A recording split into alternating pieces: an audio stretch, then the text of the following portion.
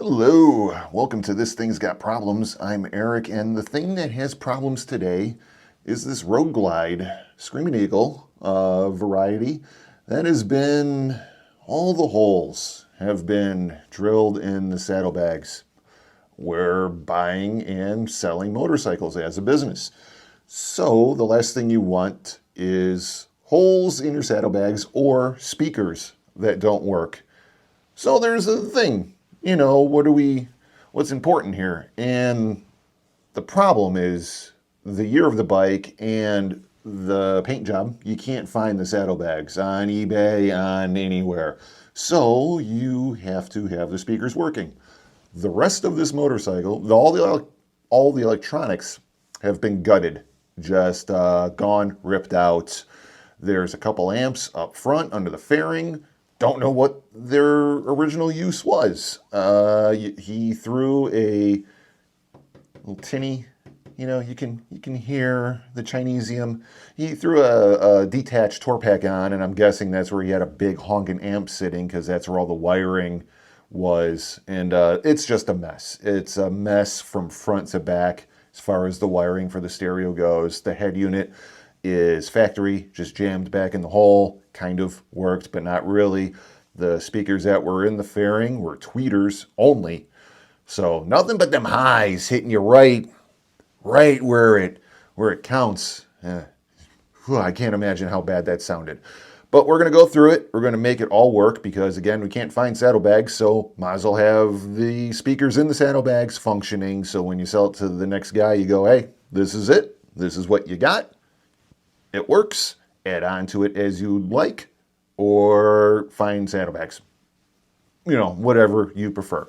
If it were up to me, as much as I like doing this type of work, I would, two speakers up front, maybe, for a little, just a little sound, but mostly I want to hear the exhaust. I want to hear the danger around me. I want to know when danger's coming. I don't care about, all the booms and everything else coming from the motorcycle. Leave that to the modern car. The soulless automobile you drive for a daily. Put the stereo in that.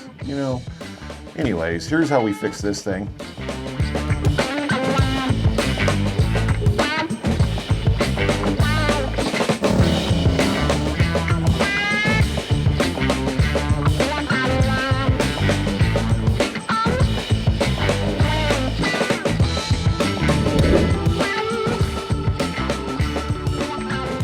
So, why? This goes to the mess back there. This, we don't know who I don't know. And then you come over here, it's like, okay, well, there's another amp. But yet this, scientifically tracing goes, it goes back there. Whoop, sorry. To that. And then,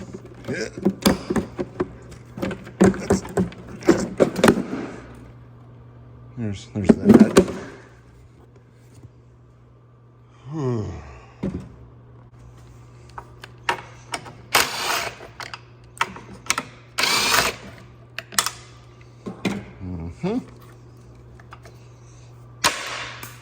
Crap.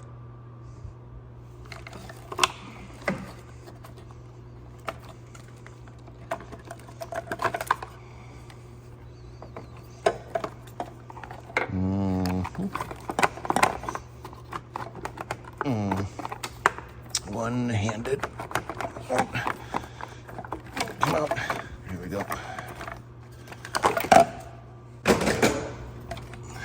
Oh boy. All right, so front. That looks like a battery tender.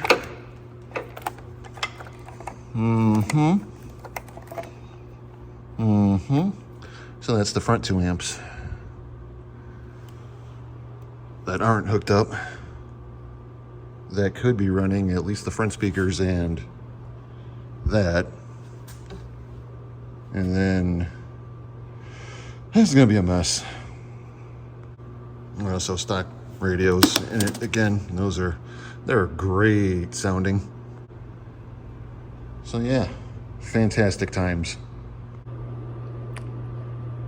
So that's my Monday. How's yours? All right, so I guess I can use one of these for the front and one for those, and then get another amp for those, and then, have 3 amps, which is excessive. And, I went to go see what works, and of course, yeah, he pulled that, but, lazy people, just throw it in the saddlebag. So let's get that hooked up and find out. All right.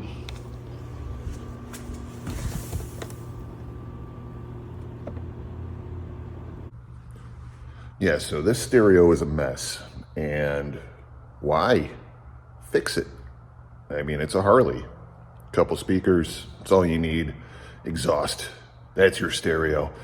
Well, there's other things going on. Screaming Eagle, for one, hard to find replacement parts, right?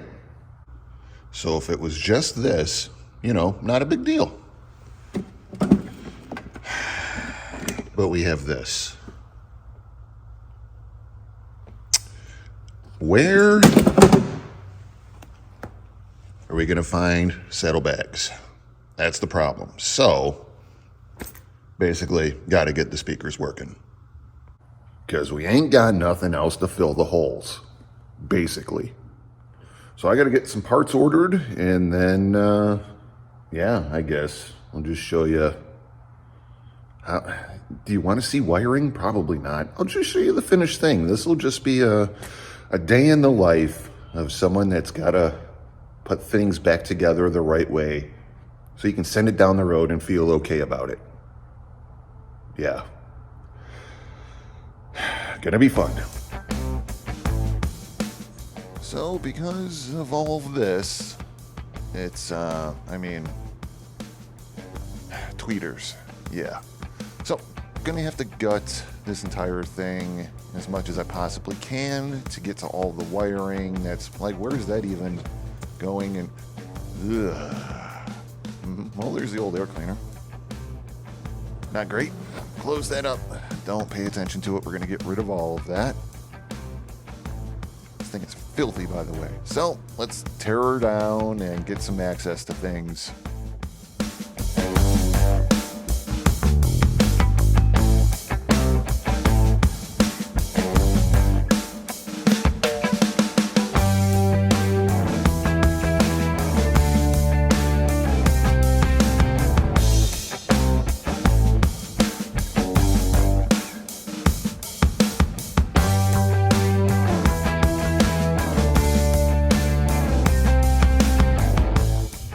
First things first, start from the front to the back. I'm going to use some hog tunes, that right there, to get rid of these right here.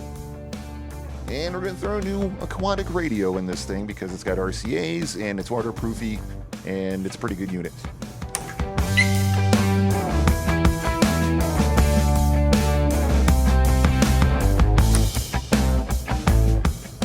And so the good thing is all that factory wiring isn't that butchered up. Plug and play for the most parts. Installed. Factory screw holes, not bad. All right, so that was a pain in the ass. How about a quick recap of what the hell I just did? All right, so the new aquatic radio is in. Make sure you use a little spray lube. Just wipe it on, because that going into that hole, it was a significant battle. Pulled the tank so I can get the wiring, and definitely going to clean that up while the tank's off. Custom dynamics, it's typically lights, so we're going to leave that for now. This is all power, established that earlier. Got all that removed, and things are they're scattered about. Got the speakers in that aren't just tweeters. Actually mounted up really good. Hog tunes, usually solid stuff. This, if I remember correctly, because it's been a bit since we ordered parts and I went over this originally, I believe that was the amp that worked and the other side was not working great. So this is the one we're gonna keep for fronts. And then we got a 4-channel over here that is going to go in the back, and that's going to run at like 12 subwoofers. I don't know what this thing has. They're all in there and it's ridiculous. So that's that. This is what's happening right now. I believe I just stepped on something expensive. So I'm gonna see what I just crushed and order a new whatever that was. All right, got some new connectors on that. And then I'm coming across and someone was tapping into the remote with these Scotch locky things, and I hate them. All right, so I streamlined and trimmed down what wiring we need to run to the back, cleaned it up, and a little demonstration, and silence, because copyright laws, I can't really, you know, you can't listen to it, basically. So here's some generic music that you can listen to, and just look at the speakers move and pretend it's coming from there.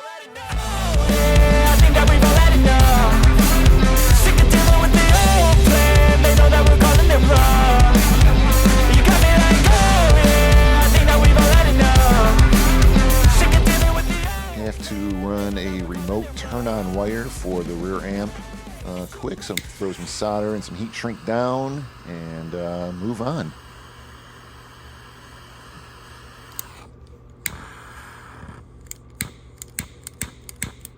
All right, so I got everything tucked in, neat, zip tied back, and you want to keep all that away from here because that nightmare of a fairing hangs off those damn things.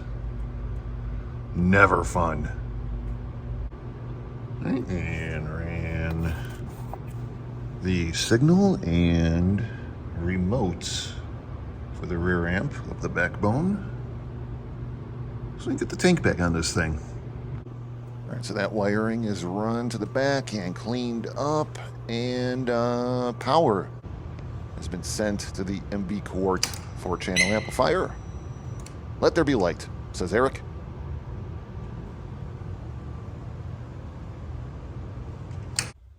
All right, we now have sound coming from the woofer, and again, I can't demonstrate it because of copyright.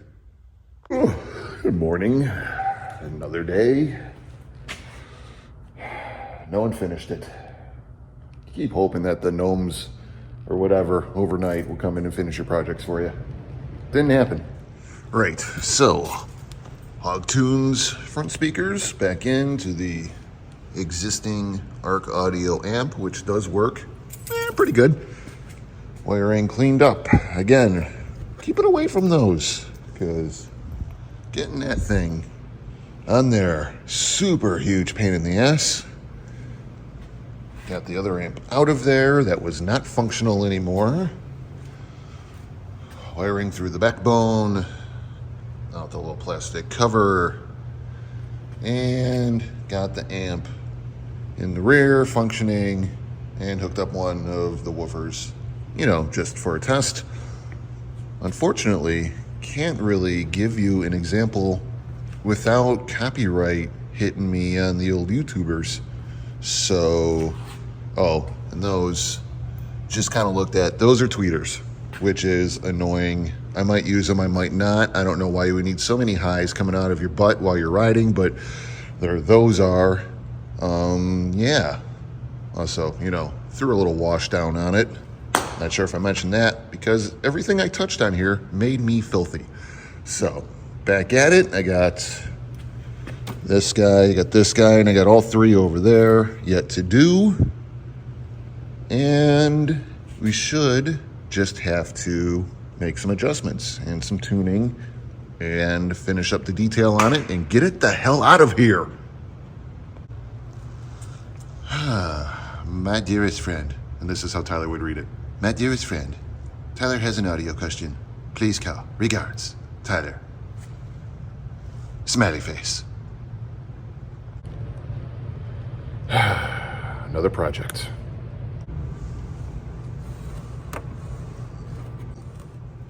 So those are the horrible notches that you have to get on the horrible hooks under the horrible radio on this horrible fairing.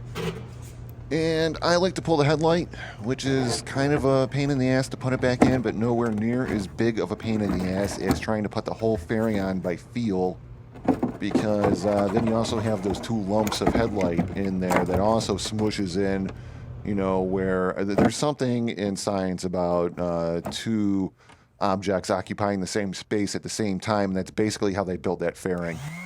Next, we're going to throw some paint down on these pipes because, my God, they are rusty, crusty bad.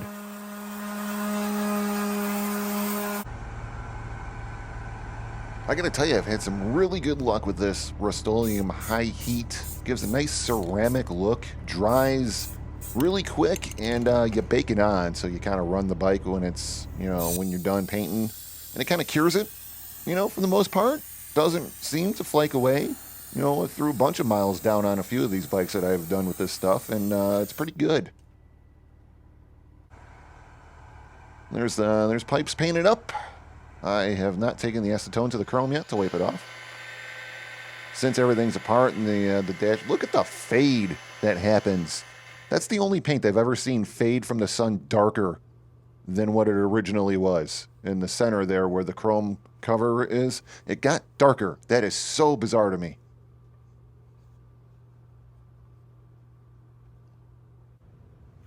Wax on, wax off. We all know that lesson. Actually came out pretty good.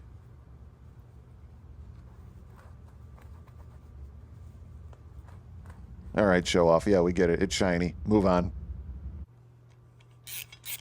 A stock air cleaner is better than that weird pokey thing, because, I mean, a Harley intake. Air doesn't like making a 90-degree turn already. So the quote-unquote high flow intake, that elbow, that sharp 90, I don't really know if that's proven, how high flow those actually are. But this is more of an open element. It's got to be better, right? Still making a 90. Doesn't matter. Use some blue Loctite on this stuff there, people. You don't want anything getting sucked into your motor. And don't overdo it. You're going into aluminum there, guys. Get yourself a cover on there so you can see how good you look. Filming with your iPhone. Ah, yeah, look at that guy. Get your dumb little screws in there. That'll fall off. Loctite, blue Loctite. Don't do red. Why are you even thinking red? And don't even go near green. What is wrong with you?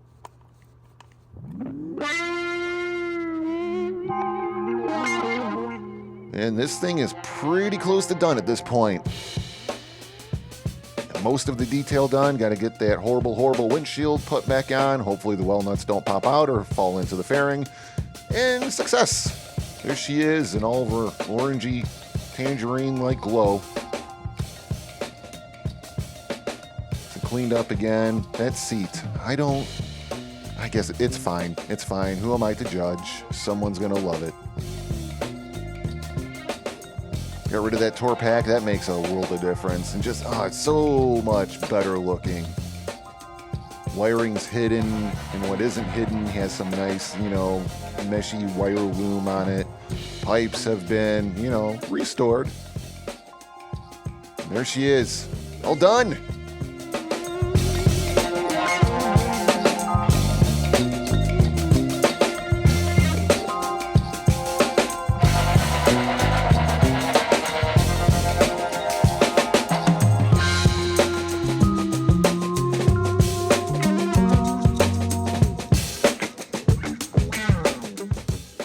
All right, and that is it for this week.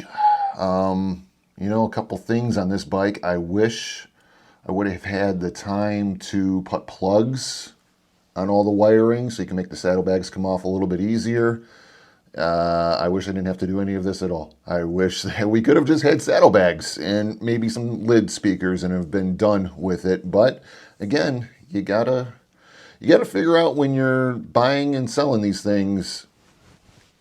What are we gonna do? In the end, you have to make money on it so you can move on to the next thing. And this hopefully is a solid platform. Whoever buys this thing is going to be a stereo guy. He's buying it for the stereo. He's not buying it for an older Road Glide, for the bike itself. He wants this, and hopefully maybe this is a good base. And if you wanted to throw another detached tour pack on it that's not so ugly, maybe a good one that's not made overseas out of inferior products like the one that was on it. You can tap on it and hear. You can hear the Chinesium a lot of times. So yeah, hopefully maybe someone could do something like that and upgrade and go crazy with the stereo if they want and do whatever, or just ride it as is. It's going to be fine. Whoever buys this thing isn't pulling saddlebags off for anything other than, cleaning it. And people rarely ever do that. The back wheels, usually horrible. I just feel sorry for the next technician that's got to put a tire on it. Other than that, also wish you could have actually heard it, but for one, it's not going to translate over a microphone.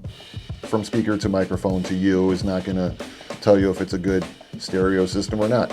And two, YouTube's copyright. Can't play, the music that was coming through there because, nail you, pull all your things off, and now you're banned. Can't do that either. Bad stuff. So, all right, that was it for this episode. Next week, I've had a few questions about seat repair. After I did that, what was that thing? Is that a Fat Boy? Something like that. White Fat Boy, I believe it was. Did a little repair. And I've done like seat repairs here and there, just kind of quick little. The weather has been absolutely horrible. So I took a bunch of work home with me, and it was nothing but seats. So there's a bunch of different scenarios that you may run into while trying to repair them instead of sticking duct tape over them. That will be next time. Check that out. It should be everything you need to know about repairing a seat on your own in your garage and having it pretty all right. 20-footer, do some practice. You can go on eBay and you can just buy a crappy seat and just practice. The products themselves, not that expensive. But that's for next week, all right? Thank you for liking and subscribing, and wherever the bell is, I still don't know. I keep saying I'm going to see what the bell does, and I never do. It's on me, I suppose. Until next time, thank you all.